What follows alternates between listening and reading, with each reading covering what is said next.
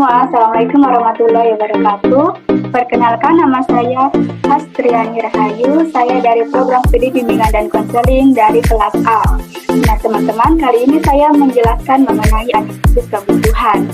Nah, analisis kebutuhan sendiri merupakan suatu instrumen yang digunakan untuk mengukur terkait kebutuhan apa yang akan menjadi masalah dalam suatu sekolah tersebut. Nah, dari analisis kebutuhan sendiri, kita dapat mengetahui berupa layanan apa yang akan diberikan kepada siswa agar mencegah terjadinya suatu masalah pada siswa. Kali ini saya melakukan analisis kebutuhan pada sekolah SMA Negeri 4 Tubut Timur, di mana sekolah ini merupakan sekolah saya waktu SMA dahulu. Nah, baik teman-teman, kali ini saya akan menjelaskan mengenai instrumen yang menjadi bahan saya untuk menyebarkan angket. Untuk itu saya izin share screen terlebih dahulu. Baik teman-teman, seperti yang tertampil pada layar Anda terkait instrumen analisis kebutuhan tersendiri memiliki 4 bidang, yaitu bidang pribadi, belajar, sosial, dan pada bidang karir. Nah, di sini ada petunjuk penggunaannya, yaitu mencentang pada kolom yang disediakan, tetapi saya menggunakan skala Guttman, yaitu option ya dan option tidak. Saya mengambil pernyataan dari angkat ini, kemudian saya modifikasi menggunakan skala Guttman, yaitu option ya atau tidak. Nah, di sini terdapat berbagai macam jenis materi layanan pada bidang pribadi, dan juga ada pada bidang sosial, ada juga pada bidang belajar, dan ada juga pada bidang karir.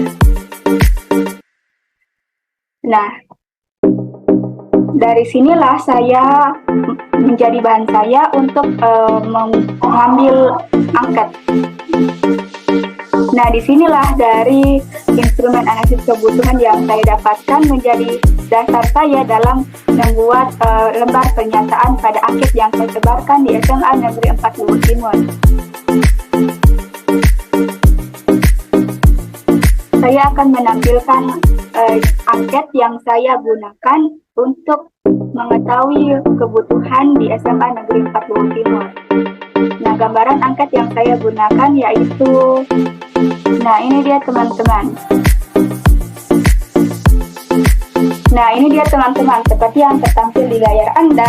Setelah saya mendapatkan dasar untuk membuat pernyataan pada analisis kebutuhan, saya selanjutnya membuatkan suatu angket yang akan diisi oleh siswa tersebut terkait kebutuhan apa yang ingin dia dapatkan dari program layanan bimbingan dan konseling tersebut.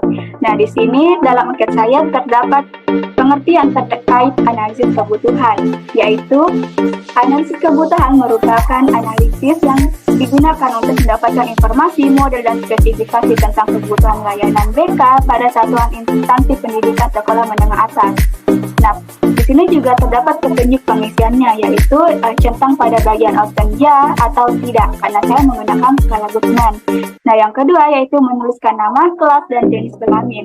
Akan tetapi, siswa yang tidak ingin diketahui namanya bisa menggunakan inisial untuk menjaga kenyamanan responden.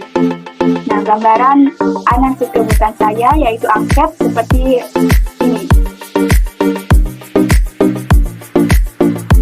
Nah, alhamdulillahnya setelah saya menunggu selama 3 hari, saya telah mendapatkan jawaban responden sebanyak 53. Nah, untuk minimal jawaban responden yang dijadikan syarat yaitu 30, dan saya rasa 53 ini sudah lebih dari 30 dan siap untuk dilakukan analisis.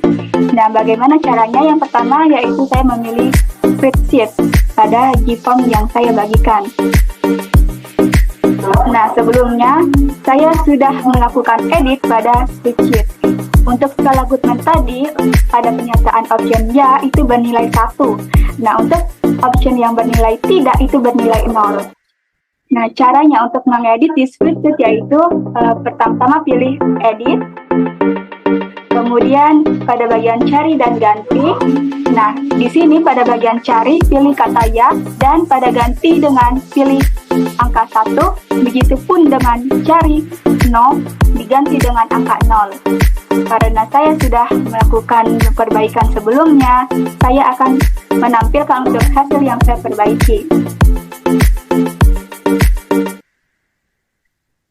Nah, baik teman-teman, tadi saya sudah menjelaskan terkait angket yang saya gunakan untuk melakukan analisis kebutuhan. Nah, dari data-data angket tersebut saya merapihkan agar mudah dianalisis. Hasilnya itu seperti ini. Nah, di sini terdapat 20 item pernyataan, di mana saya setiap satu bidang itu memasukkan 5 item pernyataan. Jadi, bidang layanan BK itu terdiri dari 4 bidang, yaitu bidang belajar, pribadi, sosial, dan karir. Dan setiap bidang itu memiliki 5 pernyataan, jadi total keseluruhan pertanyaan dalam hitungan saya yaitu 20. Nah, setiap responden mengisi pernyataan ya itu bernilai 1, sedangkan pernyataan tidak itu bernilai 0. Dan pada pernyataan yang pertama sebanyak 49 total poin yang didapatkan. Begitu juga dengan pernyataan yang selanjutnya, perhitungannya yaitu sama. Untuk nilai ya bernilai 1 dan untuk tidak bernilai 0, jadi saya menotalkan seluruh pernyataan yang bernilai ya atau bernilai 1 untuk pernyataan setiap responden. Nah, di sini ada 49, 25, 24, dan selanjutnya. Nah, hasil dari total pernyataan yang diisi oleh responden saya pindahkan ke sheet 2 pada bagian yang ini. Kemudian, saya lebih merapikan pada setiap bidang, pribadi, sosial, dan bidang belajar serta bidang karir. Nah, total pada kolom yang saya tunjuk ini merupakan total jawaban ya yang diisi oleh salah satu responden. Nah, misalnya Kesia Angga Patinama. Total yang dia dapatkan 17. Nah, berarti terdapat 17 item yang dia jawab ya dan terdapat 3 item yang dia jawab tidak. Begitu juga dengan yang selanjutnya. Nah, dari data total item yang dijawab oleh responden dan juga total instrumen yang diisi oleh responden, saya gunakan sebagai bahan analisis selanjutnya, yaitu butir angket pada kebutuhan peserta didik. Nah, ini ku pindahkan dari yang tadi, yaitu jumlah siswa yang mengisi responden pada pernyataan pertama itu sebanyak 49. Nah, skor ideal ini merupakan responden keseluruhan, yaitu sebanyak 51. Kemudian saya rata-ratakan atau saya persentase dengan rumus, yaitu jumlah responden saya bagi skor ideal saya kali 100 dan menghasilkan jumlah 96. Nah, kira-kira seperti ini. Nah, perlu diketahui juga bahwa untuk mengkategorikan tinggi, rendah, dan sedang itu ada nilai-nilai yang perlu dicapai. Perhatikan pada bagian ini.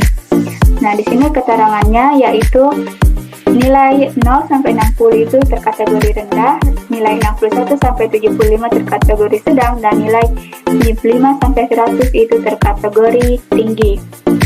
Nah, sedangkan pada bagian ini merupakan jumlah rata-rata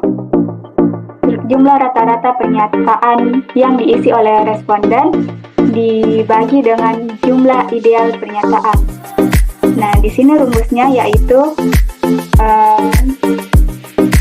jumlah nilai 175 pada bidang pribadi itu saya dapatkan dari total skor yang diisi oleh responden meliputi bidang pribadi. Nah, perlu diketahui bahwa tadi saya mengatakan setiap bidang pribadi itu saya isi dengan 5 pernyataan. Jadi, saya mentotalkan skor pada jumlah responden bidang pribadi ini, yaitu 175.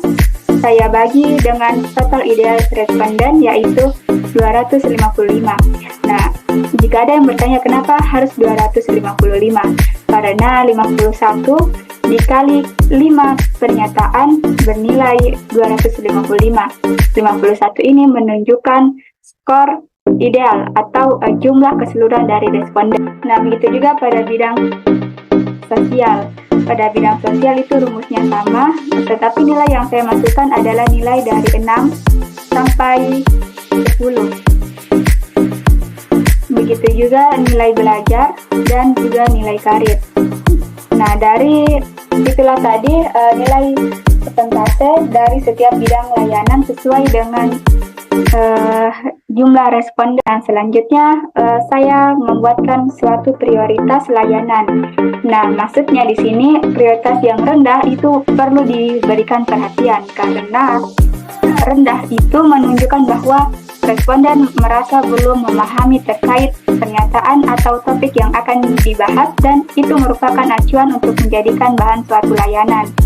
Nah, di sini dapat diketahui bahwa nomor 1 sampai 5 itu merupakan bidang pribadi dan di sini terdapat 3 topik yang dimana siswa tersebut kurang memahami akan berupa bersyukur atas nikmat Tuhan Yang Maha Esa, saya merasa sulit untuk berperilaku positif dan belum tahu cara mengendalikan emosi.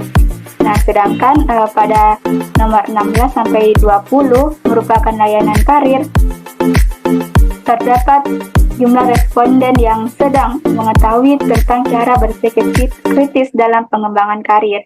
Nah, dari sinilah yang menjadi landasan saya untuk membuat materi topik layanan. Nah, ini dia lebih saya perincikan. Tadi saya sudah membahas terkait nilai rendah atau sedang yang perlu dijadikan perhatian dalam membuat topik layanan. Nah, sekarang kita memberikan lebih spesifik terkait pengembangan tema atau topik. Nah, tadi tujuan layanan dari nilai responden yang rendah, misalnya saya kadang lupa bersyukur atas nikmat dari karunia Tuhan Yang Maha Esa. Tujuannya kita memberikan layanan yaitu agar peserta didik memiliki kesadaran untuk mengingat karunia Tuhan Yang Maha Esa. Serta peserta didik mampu untuk selalu berpikir positif dan peserta didik tahu cara mengendalikan emosi dengan baik. Nah, dari tujuan layanan tersebut yang ingin dicapai, dibuatlah suatu materi atau topik layanan dalam bimbingan klasikal, seperti yang tertera pada layar teman-teman. Nah, pada bidang sosial dan belajar tadi, karena jumlah responden yang mengisi itu tinggi, maksudnya dia memahami akan hal itu, jadi kita lebih memfokuskan pada jumlah responden yang mengisi rendah dan yang mengisi sedang. Nah, di sini yang mengisi sedang pada layanan karir, yaitu siswa belum mampu berpikir kritis dalam pengembangan karir. Nah, tujuan yang ingin kita capai dalam pemberian layanan tersebut yaitu peserta didik mampu berpikir kritis dalam pengembangan karir, sehingga dibuatlah materi atau topik layanan yaitu sebagai berikut yang tertampil di layar teman-teman. Nah, mungkin itu dia teman-teman tadi yang merupakan cara untuk menetapkan tema atau topik pada suatu sekolah untuk layanan bimbingan dan konseling berupa layanan klasikal. Nah, yang didapatkan dari angket analisis kebutuhan. Sekian dari saya. Wassalamualaikum warahmatullahi wabarakatuh.